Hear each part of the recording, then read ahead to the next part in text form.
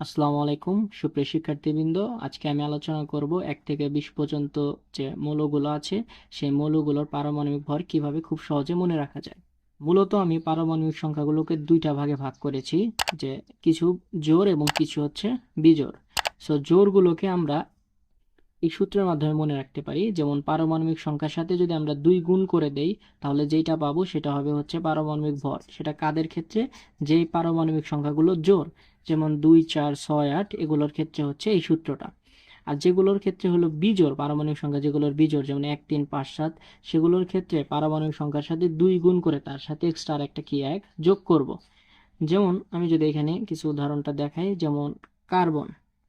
কার্বনের পারমাণবিক সংখ্যা কত? কার্বনের পারমাণবিক সংখ্যা হচ্ছে 6। 6 একটা জোড় সংখ্যা, তাহলে এর ভর কত হবে? এই 6 এর সাথে আমরা কত গুণ করব? 2 গুণ করব, তাহলে এর ভর হবে 6 দুগুণে 12। আবার যদি অক্সিজেনেরটা দেখাই, অক্সিজেনের পারমাণবিক সংখ্যা কত? 8। 8 একটা জোড় সংখ্যা, এর সাথে যদি আমরা 2 গুণ করি তাহলে 8 দুগুণে 16, তাহলে অক্সিজেনের পারমাণবিক ভর কত হবে? 16।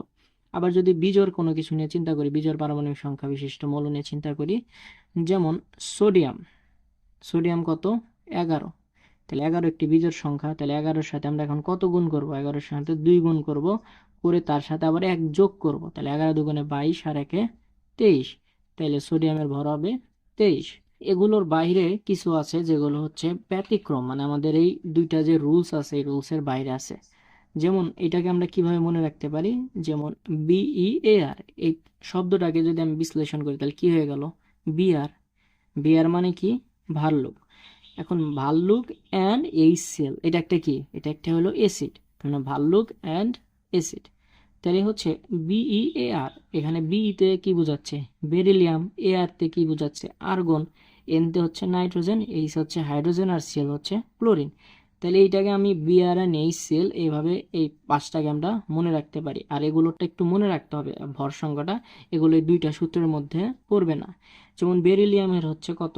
পারমাণবিক সংখ্যা 4।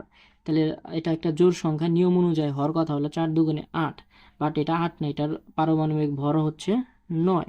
তেমনি আর্গন হচ্ছে 18, তাইলে এটাও জোড় সংখ্যা, 18 দুগুণে 36 হওয়ার কথা, বাট এটার হলো ভর হলো 40। তাহলে যেগুলো ব্যতিক্রম এগুলোগুলো একটু আমরা আলাদা করে একটু মনে রাখার চেষ্টা করব।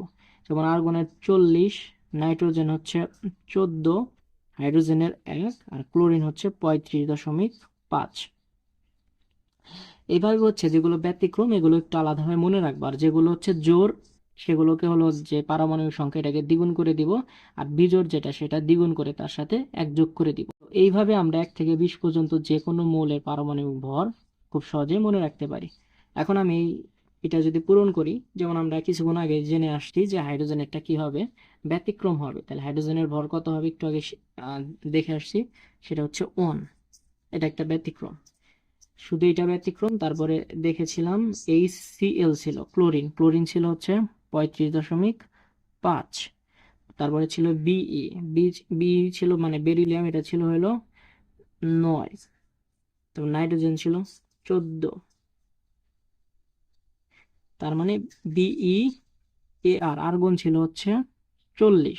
তো মানে নিয়মটা কিভাবে মনে রাখার সিস্টেমটা ছিল BEAR, B R and HCl। So এগুলো হচ্ছে ব্যতিক্রম, এগুলো আমাদের সূত্রের মধ্যে যাবে না। আর বাকিগুলো এখন আমরা পূরণ করে ফেলি। হিলিয়াম যেহেতু জোড়, 2 দুগুণে 4।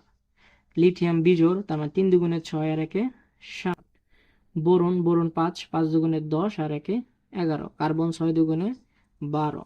অক্সিজেন 8 দুগুণে 16। ফ্লোরিন 9 দুগুণে 18 আর 1-এ 19। নিয়ন হচ্ছে 10 দুগুণে 20, এটা হলো 11 দুগুণে 22 আর 1-এ 23।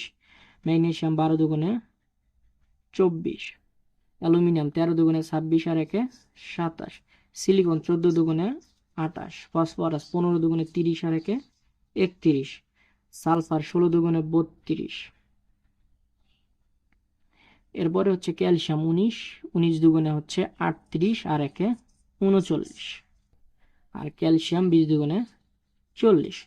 সো এই 5টা ব্যতিক্রম ছাড়া বাকিগুলো আর আমাদের আলাদা করে মনে রাখার প্রয়োজন নাই। জাস্ট আমরা জোড় হলেই দ্বিগুণ করে দিব, আর বিজোড় হলেই দ্বিগুণের সাথে 1 যোগ করে দিব, তাইলে আমরা কি পাবো? পারমাণবিক ভর পেয়ে যাব। এভাবে আমরা 1 থেকে 20 পর্যন্ত পারমাণবিক সংখ্যা থেকে খুব সহজে পারমাণবিক ভর নির্ণয় করতে পারবো। সো আশা করছি সবাই বুঝতে পেরেছেন। ভিডিওটি ভালো লাগলে অবশ্যই লাইক করবেন, আর এরকম ভিডিও যদি আরও পেতে চান তাহলে অবশ্যই চ্যানেলটি সাবস্ক্রাইব করে রাখবেন। সকলকে ধন্যবাদ।